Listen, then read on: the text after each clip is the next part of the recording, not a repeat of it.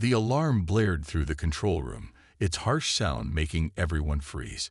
Admiral William Grant looked up from his coffee, his eyes narrowing as he watched the main screen flicker with new information. "Sir, we're picking up unknown objects at the edge of our solar system," said Lieutenant Paul Jackson. His fingers moved quickly across his control panel. Hundreds of them. Grant put down his cup and walked to the main display. The dots on the screen were moving in perfect formation. No natural objects moved like that. "How fast are they moving?" he asked. "Too fast for asteroids, sir," Paul replied. His voice shook slightly. "And they're changing direction. They're headed straight for us." The room fell silent except for the beeping of machines. Grant had served in Earth's space fleet for 30 years. He had seen many strange things, but nothing like this. "Send out the standard greeting message on all frequencies," he ordered. "Let's see if they respond." Commander Susan Miller nodded and began the transmission. Earth had prepared for this day for decades, creating messages in mathematics and simple images that any intelligent life should understand. Minutes passed. The dots kept moving closer. "No response, sir," Susan reported. Grant nodded slowly. "Show me their path." The screen changed to display the solar system. The unknown fleet was moving past Neptune now, heading directly toward Earth. "How long until they reach us?" Grant asked. "At their current speed, 72 hours, answered Paul. Grant turned to face the room full of officers. Some looked scared, others excited. For years, humanity had wondered if they were alone in the universe. Now they had their answer. "Alert all United Earth Defense Force bases," Grant said. "I want every ship ready to launch. And contact the World Council immediately." As officers rushed to follow his orders, Grant turned back to the screen.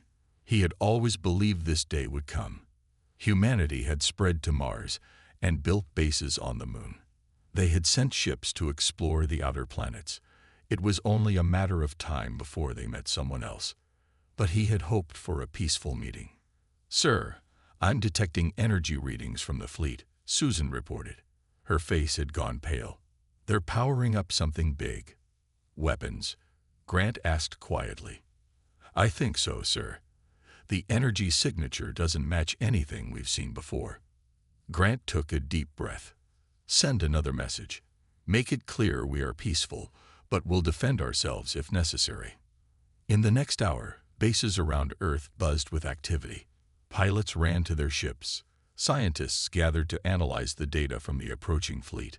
The World Council met in emergency session. Meanwhile, the alien ships moved closer, now passing Jupiter. They still hadn't responded to any messages. In his private office, Grant studied the report from Earth's top scientists. The alien ships were massive, some larger than Earth's biggest cities. Their technology appeared to be far beyond anything humans had developed. "We're outgunned," said Nancy Campbell, the defense secretary, when she joined him. "The scientists think their weapons could destroy our entire fleet in minutes." Grant nodded. "Probably. But we still have a few advantages." "Like what?" Nancy asked. "They don't know Earth. They don't know humans." Grant pulled up images of Earth's hidden defenses, projects that had been kept secret even from most of the military. And most importantly, they don't know what humans are capable of when backed into a corner. Nancy studied the images, her eyes widening. "Will it be enough?" Grant looked at the fleet getting closer by the minute. "It has to be. Prepare all forces for defensive positions and activate Project Thunderbolt." As Nancy left to carry out his orders, Grant looked once more at the approaching fleet. Humanity was about to face its greatest challenge. But if history had taught him anything, it was that humans were at their best when the odds were against them. The first battle for Earth's survival was about to begin. The aliens attacked without warning. Their ships fired strange blue beams that cut through Earth's orbital defenses like they were made of paper. The moon base, where 5,000 people lived and worked, went silent in less than 10 minutes. In the underground command center beneath the Rocky Mountains, Nancy Campbell watched the screens with horror. Reports of destruction came in from all over the world. "We've lost contact with the Jupiter outpost," said a young officer, his voice shaking. "And Mars colony is under heavy attack." On the main screen, Admiral Grant's face looked tired but determined as he commanded what was left of Earth's space fleet. "Their weapons are stronger than ours," he admitted, "but we've noticed something about how they attack. They follow the same patterns every time. They're very predictable." Dr. Alan Rivera stepped forward. He was the head of Earth's research team, and he hadn't slept in 2 days. "Sir, we've studied pieces from one of their destroyed scout ships," he said. "Their ships are strong, but we found a weakness. They can't defend against our new phase shift torpedoes." Nancy sat up straighter. "How many of those torpedoes do we have?" "Only 12 right now," Ellen replied. "But I can send the plans to all our factories. We can make more within hours." Grant nodded. "Do it now. And tell all cities to start moving people to the underground bunkers. If we can't stop them in space, we need to protect our people on the ground." As people hurried to follow his orders, Nancy stared at the map showing the alien ships moving toward Earth. Humanity was bleeding, but not beaten. And humans were most dangerous when they had no choice but to fight. The next day, Earth fought back. The phase shift torpedoes worked better than anyone had hoped. They passed right through the alien shields and exploded inside their ships. 6 alien vessels were destroyed before they changed their tactics. But there were too many of them. Despite Earth's best efforts, alien ships began landing in major cities around the world. Strange 4-legged creatures emerged from the ships, carrying weapons that turned buildings to dust. In New York, Captain Eric Ross led a group of soldiers against the aliens. They had discovered that while the aliens had powerful long-range weapons, they were slow and clumsy in close combat. "Stay low and move fast," Eric told his team. "Don't give them time to aim." The soldiers used the city streets and buildings for cover, attacking quickly and then disappearing before the aliens could respond. Similar battles happened in cities around the world. Humans might be outgunned, but they knew their home better than the invaders. Meanwhile, in a secret facility deep under Antarctica, Dr. Olivia Barnes worked with a team of scientists on humanity's most advanced weapon. It was called NOVA, and it wasn't designed to destroy alien ships. It was designed to shut them down. The aliens seemed to have a connected mind system. Olivia explained to General Frank Murphy. All their ships and soldiers communicate instantly with each other. NOVA will send out a special pulse that will disrupt that connection. "Will it hurt humans?" Frank asked. "Only those with neural implants, and only temporarily," she replied. "About 12% of people worldwide." Frank nodded grimly. "And what happens to the aliens when their connection breaks?" "We think they'll be confused, maybe even paralyzed for a short time," Olivia said. "It should give our forces a chance to strike back." As they spoke, more reports came in of alien landings across Earth. Millions of people had died already. Cities burned. But something unexpected was happening too. Humans were adapting. They were learning the aliens' weaknesses. Small victories were happening everywhere as people found creative ways to fight back. In the command center, Nancy received a message intercepted from the alien fleet. After days of work, scientists had finally translated it. "What does it say?" Grant asked over the video link. Nancy's face went pale. "It says they don't want Earth's resources. They want Earth without humans on it. This isn't a war for conquest. It's extermination." Grant was silent for a moment. Then his eyes hardened. "Tell Dr. Barnes to prepare NOVA for immediate use," he ordered. Humanity didn't come this far to be wiped out without a fight. As Nancy sent the message, the largest alien ship yet entered Earth's atmosphere, its shadow falling over the Atlantic Ocean like a dark promise. The real battle for Earth was just beginning. 1 week after the aliens arrived, leaders from around the world met in the deepest room of Site Omega, hidden beneath the ice of Antarctica. Few people knew this place existed. It had been built in secret 20 years ago. "They don't know about Site Omega," General Frank Murphy said, his voice echoing in the large round room. His face looked tired in the blue light from the ceiling. The people around the table looked at each other with hope for the first time in days. Site Omega was Earth's biggest secret, a place where the most advanced weapons were made. Dr. Olivia Barnes stood up. She was young for her position, but her mind was brilliant. The NOVA system is ready, but we haven't tested it in real battle conditions. We built it as a last defense, never thinking we would need to use it so soon. On screens around the room, they could see videos of aliens landing in more cities. The aliens were winning, but more slowly than they expected. Humans fought back with whatever they had. They used the land they knew well to set traps and make surprise attacks. "What will happen if we use NOVA?" asked Daniel Howard, who led Earth's defense plans. Olivia took a deep breath. "NOVA will send out a special kind of energy wave. It will stop all technology in the area from working, both theirs and ours. But the quantum part of the wave should only hurt the aliens' mind network. Their ships seem to work together like one big brain. We can use that against them." "And what about our people?" Frank asked, leaning forward. "Any humans with computer parts in their bodies will have problems for a short time," Olivia admitted. "About 12% of people have these implants." The room went quiet as everyone thought about this difficult choice. Nancy Campbell broke the silence. "We've translated more of their messages to each other. They don't want our water or metals or land. They want Earth with no humans on it. This isn't a war to take over our planet. It's a war to remove us from it completely." Frank nodded slowly. "Then we use NOVA. Humanity didn't come this far to disappear without a fight." 3 days later, everything was ready. NOVA stations had been secretly built in key places around the world years ago. Now they would all be turned on at once. Admiral Grant, now on Earth after his ship was damaged, gave the final order. "Start NOVA." Around the world, strange towers hidden in mountains and under oceans came to life.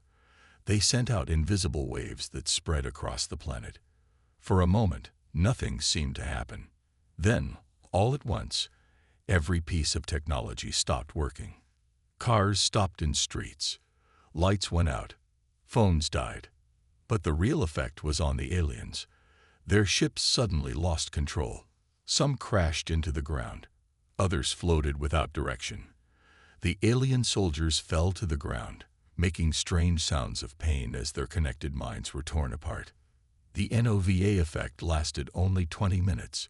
When it ended, human technology started working again. But the aliens were changed. They no longer acted as one perfect army. They seemed confused, fighting separately instead of together. "It worked," Olivia said, watching the screens come back to life in the command center. "We broke their connection." Admiral Grant nodded. "Now we fight back. Send the order to all forces.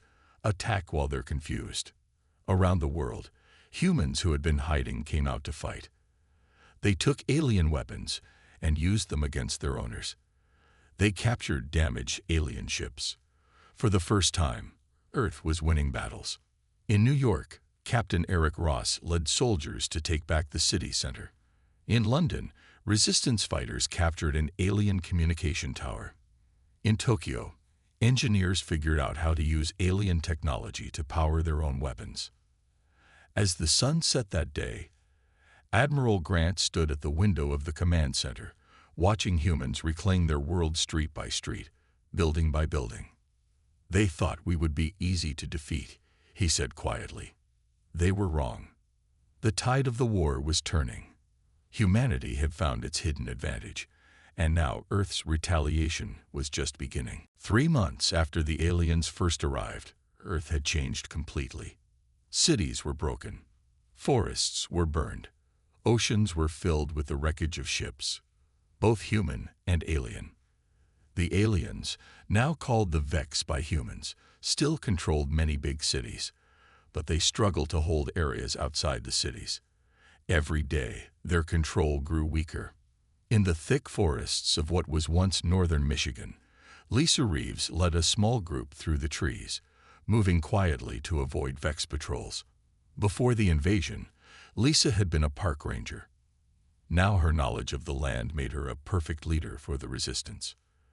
"The communication tower is just over that hill," she whispered to Kyle Dias, who walked beside her. Kyle had been a computer expert before the war. Now he used his skills to turn Vex technology against them. "If we can get this equipment working, we'll connect all the resistance groups from the East Coast to the West," Kyle said, touching the backpack that held precious electronic parts. The NOVA attack had worked better than anyone had hoped. It had broken the Vex mind connection, leaving their forces confused. But the aliens had adapted quickly, separating their systems to prevent another attack like that. What they hadn't expected was how quickly humans would learn to use their own technology against them. Across the planet, people from all walks of life had joined the fight. Farmers became soldiers. Teachers became battle planners. Children acted as scouts, watching alien movements and reporting back. Everyone had a role in the new world. As Lisa's group reached the top of the hill, they saw the remains of a crashed Vex ship in the distance. Humans had turned the broken ship into a hidden base. "Admiral Grant is going to speak tonight," Kyle said as they walked down toward the base. "They say he has important news." Lisa nodded, feeling a small spark of hope. The first weeks after the invasion had been filled with terror and despair. But that had changed into something stronger, a deep determination that seemed to connect all surviving humans together. The Vex had expected humans to give up after their first big attack. Instead, they had awakened humanity's strongest instinct, survival at any cost. That night, hundreds of resistance fighters gathered in the hollow shell of the Vex ship to hear Admiral Grant's message. His face appeared on screens made from salvaged alien technology. "People of Earth," he began, his voice clear despite the static. "3 months ago, an enemy came to our world thinking we would be easy to defeat. They were wrong." Cheers erupted from the crowd. "Today, I can tell you that we have made a breakthrough. Our scientists have discovered a weakness in Vex biology. They are vulnerable to a certain sound frequency that doesn't affect humans at all." The room became completely silent as everyone listened carefully. "We are calling this new weapon the Banshee. It sends out a sound that causes extreme pain to Vex nervous systems, but is harmless to humans. The first tests have been successful. We are now producing these devices and will distribute them to all resistance groups." Lisa and Kyle looked at each other with wide eyes. A weapon that could target the Vex without harming humans could change everything. "But this is just the beginning," Grant continued. "We have also made progress in understanding their spacecraft. Soon, we will take the fight beyond our atmosphere and push them out of our solar system completely." As the message ended, the room filled with excited voices. For the first time since the invasion, victory seemed possible. Outside the makeshift base, Lisa stood looking up at the stars. Some of those lights were Vex ships, still circling Earth. But now, they seemed less frightening. "What do you think?" Kyle asked, joining her.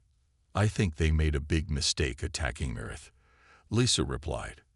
"They thought we were weak because we fight each other sometimes. They didn't understand that when faced with a common enemy, humans become unstoppable." In the distance, they could hear the sound of a Vex patrol moving through the forest. But instead of hiding, the resistance fighters prepared an ambush, ready to test their new advantage. The tide was turning. Humanity was fighting back. And for the first time, the Vex were the ones who had reason to be afraid. The Vex had made a terrible mistake. They had studied human weapons, technology, and buildings from far away.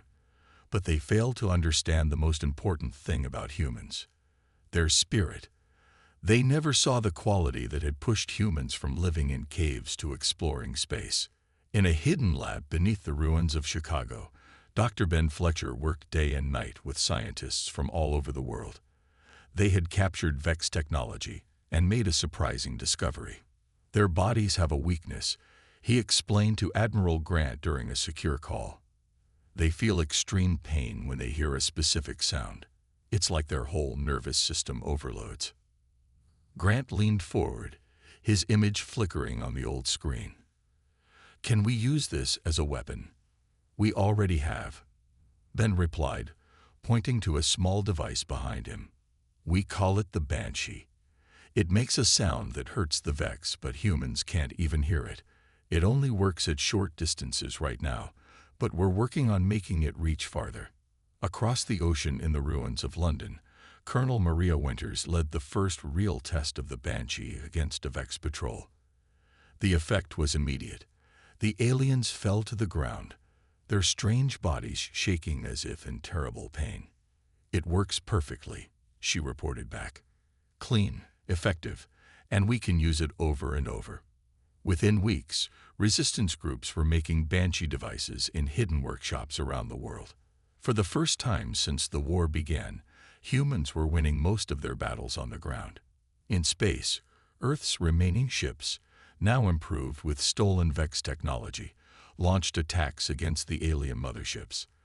The Vex, suddenly fighting a war on two fronts, began to lose their careful organization. What had started as humanity's darkest hour was becoming its greatest moment of unity.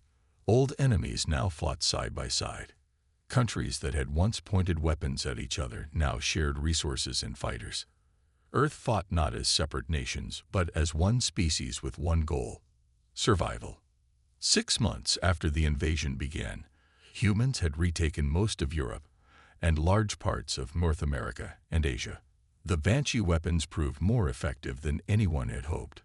The Vex, who had relied on their superior technology, had no defense against this simple weapon that targeted their biology. In what was once Washington, D.C., Admiral Grant walked through the newly established Human Command Center. The building had been a museum before the war. Now it was the heart of Earth's military operations. "The Vex are pulling back from major cities," reported Commander Susan Miller, pointing to a large map on the wall. Red markers showed Vex forces retreating from areas they had controlled for months. "They're not retreating," Grant said, studying the patterns. "They're regrouping, getting ready for something big." His words proved true the next day when the Vex launched a massive attack against human positions around the world. But this time, humans were ready. The battle lasted 3 days. The Vex threw everything they had at Earth's defenses, but the human forces held strong, using their knowledge of the land and their new weapons to devastating effect. On the 3rd day, something unprecedented happened. The main Vex command ship, which had stayed in orbit since the beginning of the war, began to move away from Earth. "They're leaving," Susan said in disbelief as they watched the massive ship pull away. "Not all of them," Grant replied, pointing to the smaller ships still engaged in battle. "But their leader is running." The sight of the command ship retreating spread through human communications like wildfire, boosting morale everywhere. If the Vex leaders were fleeing, victory might actually be possible. In resistance bases around the world, humans celebrated this first major sign that the tide had truly turned. But Admiral Grant and other leaders knew the war was far from over. The Vex still had forces on Earth and in orbit, and no one knew if the retreating command ship had gone for good or if it was leaving to bring back reinforcements. What was clear was that humanity had proven itself more formidable than the Vex had ever imagined. For the first time, the aliens were the ones who seemed afraid. 1 year after the Vex invasion began, Earth looked very different. Humans had retaken most of the planet. Cities were slowly being rebuilt. The ruins of Vex ships dotted the landscape, many now turned into human bases or research centers. "They're retreating," announced Captain Eric Ross, watching the large screen on the bridge of the UEDF flagship Defiance. The ship had been built using a mix of human and captured Vex technology. The crew cheered as they watched the alien fleet break formation and pull away from Earth's orbit. The combination of the Banshee technology adapted for space warfare and the reverse-engineered Vex weapons had proven too much for the invaders. Admiral Grant allowed himself a small smile. In his 30 years of military service, he had never felt such pride. "Don't celebrate yet," he cautioned. "They're regrouping, not surrendering." On the ground, Human forces led by General Julie Patel had reclaimed major cities across the world. The Vex ground commanders, cut off from their fleet's coordination, were making mistakes that humans quickly took advantage of. In the Australian outback, where the Vex had built one of their largest bases, resistance fighters launched Operation Thunderstrike. Using Banshee devices and conventional weapons in a coordinated attack, they captured the facility by sunset. Inside, they found intact Vex ships and weapon systems, a treasure trove of alien technology. Dr. Alan Rivera personally led the research team examining the captured command center. What they found shocked the human leadership. "They're just scouts," he reported to the Emergency World Council that had governed Earth since the invasion began. "This invasion force isn't their main fleet. It's just an advance group from a much larger empire." The room fell silent as everyone absorbed this news. "How much time do we have?" asked Nancy Campbell, her face grim. Alan showed them the decoded Vex star charts he had found. Based on their communication logs, their main fleet won't arrive for about 5 Earth years. They expected this force to have conquered our planet by then. General Frank Murphy stood up. "Then we have 5 years to get ready for them." Admiral Grant nodded. "We now have their technology, we understand how they fight, and most importantly, we know all their weaknesses." The human representatives looked at each other with determination. What had begun as a desperate fight for survival was changing into something new. Preparation for humanity's first steps into the wider galaxy. In the months that followed, humans worked with incredible speed and purpose. Factories that once made cars now produced spaceships. Scientists studied Vex technology and made improvements.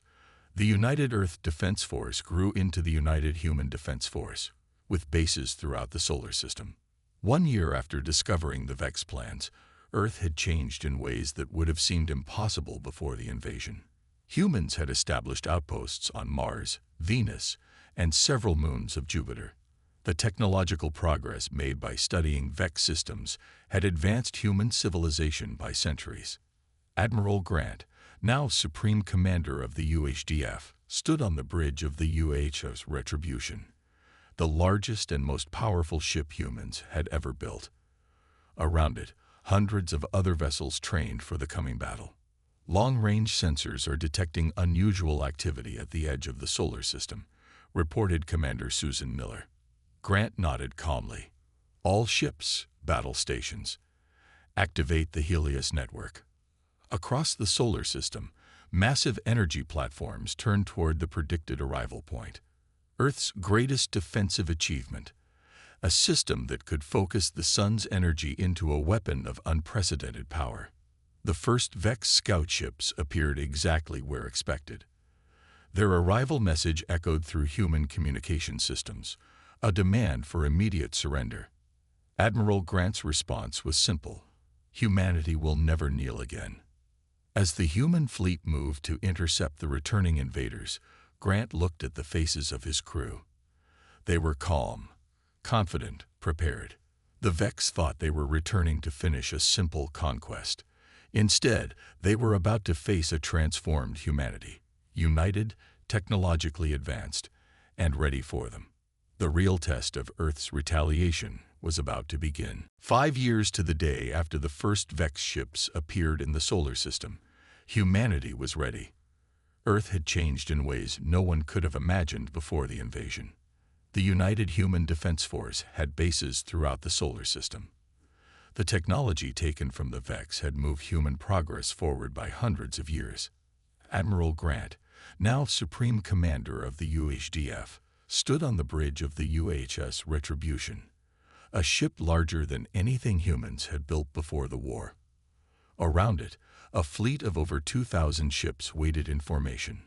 Some were human designs, others were captured Vex vessels rebuilt to serve Earth.